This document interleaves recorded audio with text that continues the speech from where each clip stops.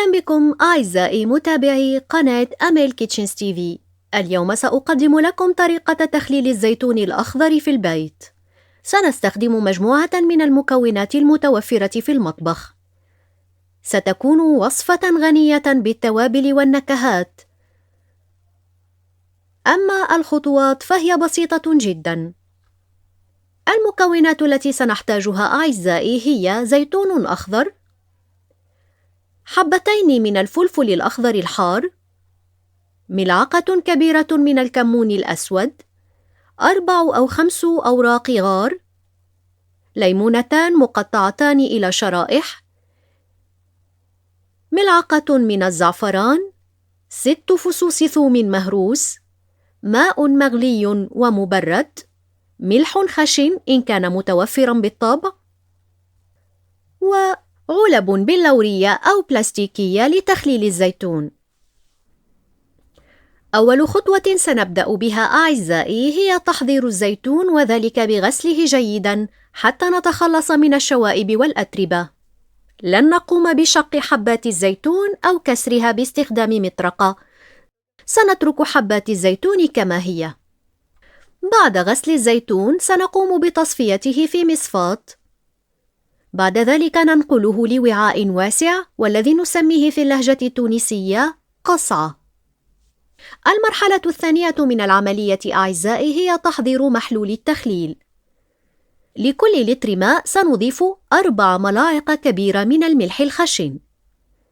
الملح الخشن أعزائي مناسب جدا لعملية التخليل، وذلك لعدم احتوائه على مواد مضافة أو معادن ثقيلة، فهو لا يحتوي لا على الكلور ولا على المعادن الثقيلة أو الشوائب، وهذا يجعله خياراً مناسباً لعملية التخليل، كما أنه يساعد على الحفاظ على الخضروات أو المخللات لفترة طويلة، ويمنع تكون البكتيريا الضارة والعفن على سطح الزيتون أثناء عملية التخليل.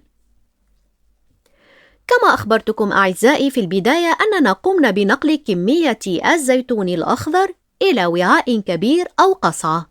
في هذا الوعاء سنضيف الكمون الأسود، الزعفران، شرائح الليمون أو قطع الليمون، الثوم المهروس، والفلفل الأخضر الحار الذي قسمناه إلى قسمين. ونقوم بخلط هذه المكونات جيدا مع بعضها البعض. سنترك ورق الغار جانبا لأننا سنستخدمه فيما بعد. نسيت أن أخبركم أعزائي أننا قمنا بإضافة القليل من السكر إلى المحلول، تقريبا ملعقتين من السكر، وذلك لتحقيق التوازن وتقليل نسبة الحموضة. عندما يكون الطقس بارداً تصبح إضافة السكر ضرورية وليس اختيارية، لأنه سيساعد على توفير الغذاء للبكتيريا النافعة. أما في باقي الفصول فلسنا بحاجة إلى إضافة السكر دائماً للمحلول، لأن البكتيريا سيتوفر لها الغذاء المناسب، خاصة إذا قمنا بتخليل الخضروات فإنها ستنتج سكراً مناسباً لعملية التخمير الطبيعي التي تحدث أثناء عملية التخليل. يمكننا القول إذن أن إضافة الملح الخشن أفضل من إضافة الملح الناعم الذي يحتوي على الإيود وعلى المعادن الثقيلة، وكذلك إضافة السكر رغم أنها اختيارية تساعد على نجاح عملية التخمير الطبيعي التي تحدث أثناء مرحلة التخليل. نحتاج أيضا إلى 2 أو 3 حبات من الجزر المبشور، وملعقة من الهريسة. استخدمنا الهريسة الخشنة التونسية في هذه الوصفة. بعد أن قمنا بنقل الزيتون لوعاء واسع أو قصعة، أضفنا كل المكونات إلى الزيتون وخلطناهم مع بعضهم البعض، وتركنا فقط أوراق الغار جانبا لأننا سنستخدمها فيما بعد. سننتقل الآن للمرحلة التالية. سنأخذ العلب التي سنستخدمها في عملية التخليل، سواء كانت بلورية أو بلاستيكية حسب ما يتوفر لديكم في المطبخ. بالطبع العلب البلورية أفضل لكن للأسف لا نملك علبًا بلورية كبيرة في مطبخنا، لذلك استخدمنا هذه العلب البلاستيكية. قامت أمي بوضع ورقتين أو 3 من أوراق الغار في قاع العلب، ثم بدأت بإضافة الزيتون المخلوط مع المكونات والتوابل التي ذكرتها في البداية. بعد أن تأكدت من أن العلب امتلأت بالكمية المناسبة كما تشاهدون أمامكم في الفيديو، لم يبقى الآن سوى أن تضيف الماء أو محلول الماء الذي حضرناه في البداية. بدأت أمي بسكب محلول الماء المالح حتى امتلأت العلب إلى الحافة. يجب أن تكون العلب ممتلئة تماماً. بعد ذلك أغلقت العلب وحركتها قليلاً ثم وضعتها جانباً. سنترك هذه العلب جانباً في المطبخ لبعض الوقت قبل نقلها إلى مخزن أو مكان بارد ومظلم حتى نتأكد من أن كمية الماء المضافة مناسبة، فأحياناً بعد أن تتصاعد فقاعات الهواء سنلاحظ أن كمية الماء ناقصة ويجب إضافة القليل بعد حتى لا تتكون طبقة من العفن على سطح الزيتون.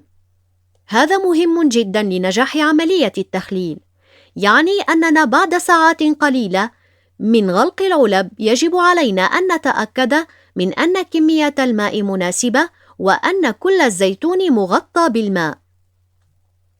إذا تأكدنا من ذلك وتبين لنا أننا نحتاج إلى إضافة المزيد من الماء، فسنقوم بتحضير كمية من محلول الماء بنفس الطريقة التي ذكرتها لكم في بداية الفيديو، ونضيفها للعلب ثم نغلقها مجدداً ونقوم بنقلها لمكان بارد ومظلم بعيداً عن حرارة المطبخ وأشعة الشمس حتى تتم عملية التخليل في ظروف مناسبة. بالنسبة لكمية الملح المناسبة لتحضير المحلول فهي 4 ملاعق كبيرة من الملح لكل لتر من الماء، ونضيف القليل من السكر تقريباً مقدار ملعقتين. وذكرت لكم أعزائي أسباب إضافة السكر لمحلول الملح. البعض قد يلجأ إلى وضع وزن خفيف لضمان بقاء الزيتون تحت المحلول، لأنه من المهم جداً أن نتأكد أن الزيتون مغمور بالكامل بالسائل أو بالمحلول. قد تحتاج عملية التخليل إلى 3 أو 4 أسابيع حتى يصبح الزيتون جاهزاً ويصبح طعمه لذيذاً وخال من المرارة. يجب علينا دائماً مراقبة العلب خلال أول أسبوع لنتأكد من عدم وجود انتفاخ أو تسرب. يمكن أن يقدم الزيتون مع الخبز أو السلطة، كما يمكن أن يقدم أيضاً مع الكسكس أو الهريسة. أنصحكم أعزائي باستخدام ملعقة خشبية أثناء إخراج الزيتون من العلب حتى لا يفسد أو تتكون طبقة من العفن على السطح. لا تستخدموا أصابعكم لإخراج الزيتون من العلب، فهذا قد يجعل الزيتون غير صالح لمدة طويلة، أي أنه سيقلل مدة حفظ الزيتون، ونحن نرغب بالطبع في حفظه لأطول فترة ممكنة.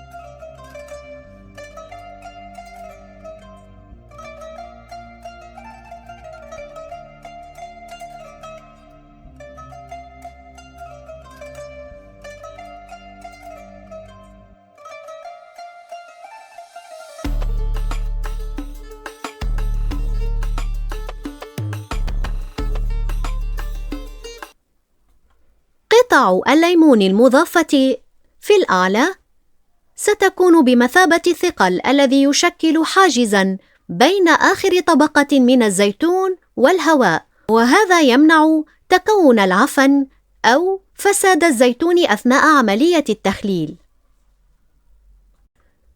بعد انتهاء عملية التخليل ستلاحظون أن لون الزيتون أصبح أصفر ذهبياً، وأن طعمه لذيذ جداً ويحتوي على نكهات عديدة. أتمنى أعزائي أن هذه الوصفة قد نالت إعجابكم. فضلاً وليس أمراً، لا تنسوا دعم القناة بالضغط على زر الاشتراك والإعجاب بالفيديو ونشره بين أصدقائكم وأحبائكم لتعم الفائدة على الجميع. نلتقي إن شاء الله مجدداً في وصفة أخرى. تصبحون على خير.